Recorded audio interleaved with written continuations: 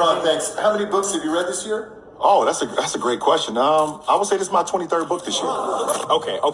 I have had enough. I cannot watch this man lie anymore. He is clearly not reading those books.